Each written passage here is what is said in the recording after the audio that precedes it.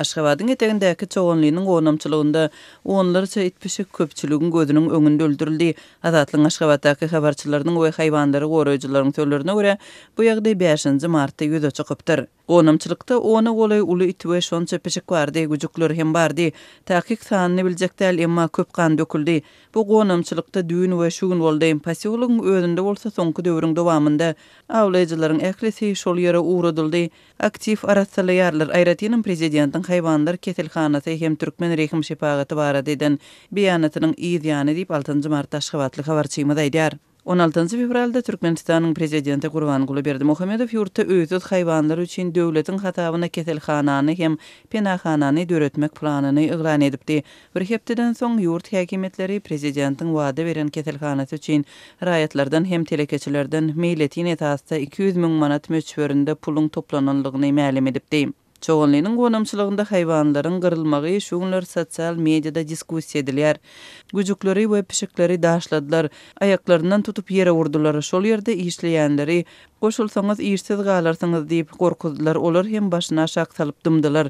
Şuň gonamçylykda itleri we pişikleri öldürdiler. Haýwanlar adamlardan himayet gözläp olara gysyldylar, emma hiç kim nereseleriň goragyna çykmady diýen mazmunly ýazgylar sosial mediada çap edildi. Haýwanlary goraýjylaryň söýlerine görä çoğunludaky gonamçylyk paýtagtyň töwerek daşynda taşlanan haýwanlaryň ýaşaýan soňky ýerleriniň biridi.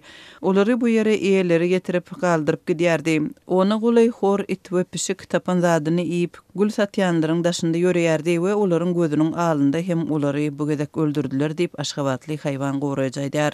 Azatlyk radiosynyň Aşgabatdaky habarçylarynyň söýlerine görä soňky döwürde çoğunluda haýwanlary awlaýan gullyklaryň işärleriniň diňe bir iýdeksiz itpişikleri bilen çäklenmän ýaşaýyş çaýlara baryp öýde saklanýan haýwanlary alyp gidýän halatlary hem seýrekdäl.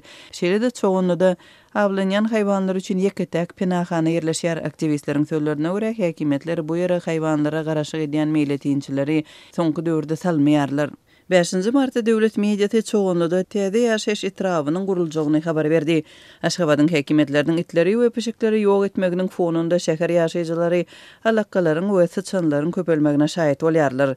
Gonamçylykda alakkalar köpeldi. Ula alakkalar çağılar dünýäsi dukanynda we ertekiler dünýäsi bagynda hem göze ýylar diýip habarçymyz aýdýar. Mundan öň Aşgabatyň ýaşaýjylary ýaşaýyş jaýlarynda hem alakkalaryň we sıçanlaryň köpelendigini habar berdi. Türkmenistanyň häkimetleri itleri we pişikleri ýygyderli ýok etmek işini şu ýylyň ýanwar aýynda güýçlendiripdi.